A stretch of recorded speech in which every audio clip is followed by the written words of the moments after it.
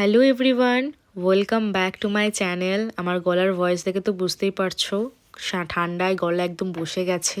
আশা করি এই ঠান্ডায় তোমরা সকলে সুস্থ আছো।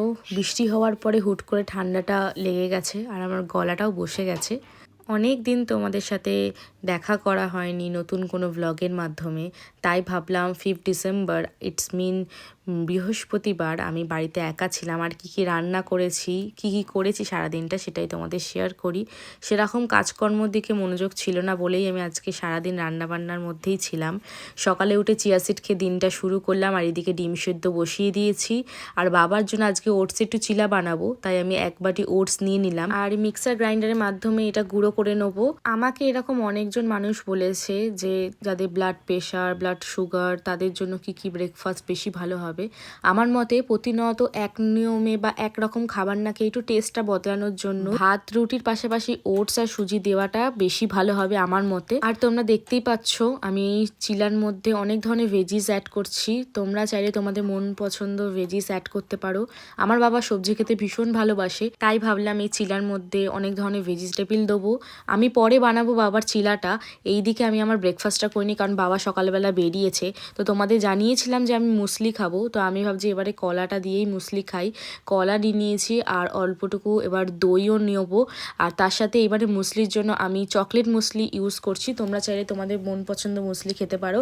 আর হ্যাঁ, যাদের একটু অ্যাসিডিটির প্রবলেম আছে তারা মুসলি দই দিয়ে খাওয়াটা অ্যাভয়েড করতে পারো, কারণ ওটা তোমাদের জন্য নয়। দই দুধ যেরকমই আইটেম খাও না কারণ অ্যাসিডিটির প্রবলেমটা কিন্তু যাবে না।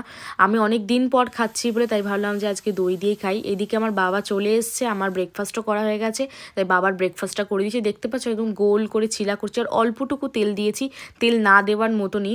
বাবার জন্য ডিম সেদ্ধ, একটু স্যালাড আর চিলা দিয়েছি। বাবার ব্রেকফাস্ট কমপ্লিট হয়ে গেছে আর এদিকে চলো মেন রান্নায় নেওয়া যাক। তো দেখলাম ফ্রিজে কিছু চিকেন ছিল, তাই ভাবলাম যে আজকে যখন আমরা দুজনে আছি একটু চিকেন বিরিয়ানি বানানো যাক।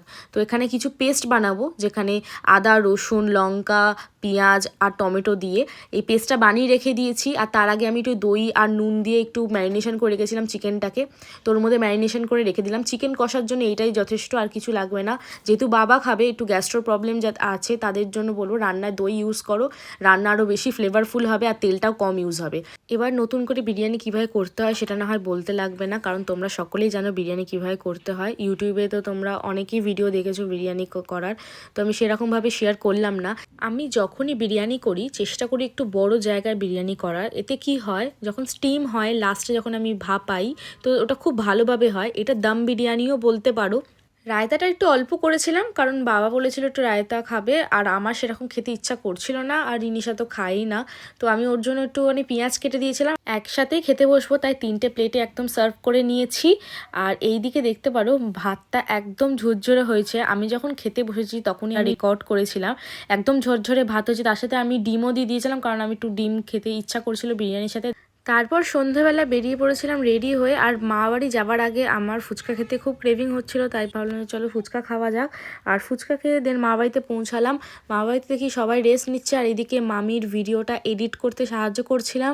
মামির বেসিক্যালি নতুন ফেসবুক অ্যাকাউন্ট ওপেন করেছে, তো সেখানে ছোটো ছোটো ভ্লগ শেয়ার করছে। তোমরা যদি ইন্টারেস্টেড হও তো ডেফিনেটলি যেতে পারো। আমি লিঙ্কটা আমার ডেসক্রিপশন বক্সে দিয়ে দেবো। রাতে খেতে বসার আগে আমি একটু ছাদে গেছিলাম। ছাদে খুব সুন্দর ফুল হয় মামার বাড়িতে, এটা তোমরা অনেকেই জানো। আমি যখন ইনস্টাগ্রামে একটা রিলস পোস্ট করেছিলাম সেটা আমি আমার ইউটিউবেও পোস্ট করেছিলাম রিলসটা, তো ওখানে তো দেখেছি তখন বর্ষাকাল ছিল, এত সুন্দর চারদিকে গাছপালা আর এত সুন্দরভাবে ফুল ফুটেছিল, সেটাও আমি তোমাদের শেয়ার করেছিলাম। আর তাছাড়া আমরা তো কোনোদিন আমি তোমাকে আমাদের চিলছাদটাই দেখাইনি, তাই ভাবলাম চলো চিলছাদটা দেখাই। আর চিলছাদটা দেখানোর সময় এই যে বাড়িগুলো দূর থেকে দেখছো এগুলো পুরো কুয়াশায় ঢাকা পড়ে গেছে। জানি না ক্যামেরায় কতটুকু দেখতে পাচ্ছ বা কতটুকু বুঝতে পারছো, বাট ট্রাস্ট মি খুব ঠান্ডা ছিল। আর আস্তে আস্তে ঠান্ডা খুব ভালোভাবেই পড়ছে, এটা তোমরা ভালো মতোই জানো। আর যেই পুজোটার কথা বলছিলাম মামার বাড়িতে, ঠিক ওই দিকে আমাদের কারখানা আছে মামার বাড়ির, তো সেখানেই পুজোটা হয়েছিল। দ্যাটস ওয়াই মামি একটা ভিডিও বানিয়েছে, তো সেইটা তোমরা দেখতে গেলে ডেফিনেটলি মামির ব্লগিং পেজে যেতে হবে, যেটা আমি প্রোভাইড করে দেবো ডেসক্রিপশন বক্সে। তাছাড়া এই ব্লগটা যেমন তোমরা ইউটিউবে দেখতে পাচ্ছ, তার কিছুদিন পরেই আমি ফেসবুকে আপলোড করে দেবো, তোমরা ফেসবুকেও দেখতে পারো। আর যদি তোমরা আপডেট পেতে চাও নতুন নতুন কন্টেন্টে, তাহলে আমার ইনস্টাগ্রাম পেজটা ফলো করতে একদম ভুলো না, সেটার লিঙ্ক আমি ডেসক্রিপশনে প্রোভাইড করে দেবো। তাহলে আজকে ভিডিওটা এইটুকানি রইল, দেখা হচ্ছে নেক্সট ব্লগে খুব তাড়াতাড়ি। যারা এখনও সাবস্ক্রাইব করোনি তারা তাড়াতাড়ি সাবস্ক্রাইব করে দিও। আজকের জন্য টাটা।